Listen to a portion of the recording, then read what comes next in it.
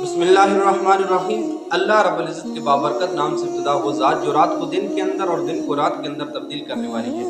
मुअज़्ज़िज़ नाज़रीन व सामीन, अस्सलामु अलैकुम व रहमतुल्लाहि व बरकातुहू। आप सुन रहे हैं चिश्ती वॉइस चैनल और बंदा नाजिज़ मोहम्मद नवाज़ चिश्ती। मुअज़्ज़िज़ नाज़रीन, हम आपके लिए लेकर हाज़िर होते हैं ऐसी बेशुमार वीडियोस जिनके अंदर मिल सके आपको बेशुमार मालूमात।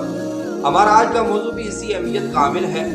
तो अपने मौजू की जानिब बढ़ने से पहले अगर आपने हमारे इस चैनल को सब्सक्राइब नहीं किया तो सब्सक्राइब कर दीजिए ताकि हमारी नई आने वाली वीडियो आप तक पहुंच सके।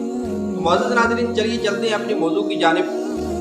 कहानी एक मुल्क की है कि जिस मुल्क के बाशिंदे जब अपने लिए एक बादशाह मुंतखब करना चाहते तो वो शहर के दरवाजे पर खड़े होते और सुबह सबसे पहले दाखिल होने वाले शख्स को अपना बादशाह मुंतखब करते और बादशाह मुंतखब करती हुई उसको साथ ये चीज़ बता देते कि हमने आपको 1 साल के लिए मुंतखब करना है और 1 साल के बाद आपको जंगल के अंदर फेंक दिया जाएगा।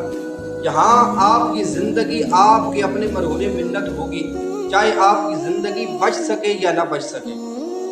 बादशाह आते रहे, ऐसी ही ऐशो इशरत के अंदर उस साल वाली ज़िंदगी को गुजारते रहे और जब उनको जंगल के अंदर फेंक दिया जाता तो वो चंद दिन की ज़िंदगी गुजार कर दारे पानी से चल बसते। इसी तरह जब उन्होंने एक बादशाह को तख्त से उतारा, उसको जंगल के अंदर फेंका और दूसरे बादशाह को सुबह मुंतखब किया जो सबसे पहले शहर में दाखिल होने वाला था। जब उसको मुंतखब किया गया तो उसको साथ ये चीज़ बता दी गई कि आपको 1 साल के लिए मुंतखब किया जा रहा है, साल के बाद आपको इस जंगल के अंदर फेंक दिया जाएगा। लेकिन वो बंदा फहम फिरासत वाला था। उस बंदे ने वो साल ऐशो इशरत के अंदर नहीं गुजारा, बल्कि उस साल के अंदर उसने उस जगह को तैयार किया जिस जगह पर साल के बाद उसको फेंका जाना था। उस जगह पे उसने अपने लिए मालात कायम किए, उस जगह पे उसने अपने लिए हर सहूलत मुहैया की।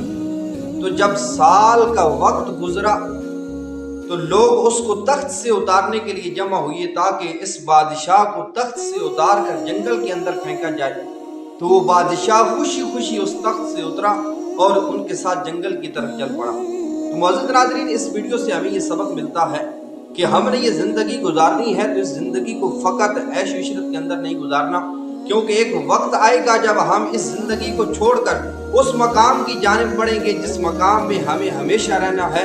तो आइए उस मकाम की भी तैयारी करनी चाहिए जिस मकाम के अंदर हमेशा रहना है। अल्लाह रब्बुल इज़्ज़त की ज़ात अमल की तौफीक अता फरमाए। सांसों ने वफा की। तो अगली वीडियो में फिर मुलाकात होगी। अल्लाह ने के बाद खुदा हाफिज़। अस्सलामु अलैकुम व रहमतुल्लाहि व बरकातुहू।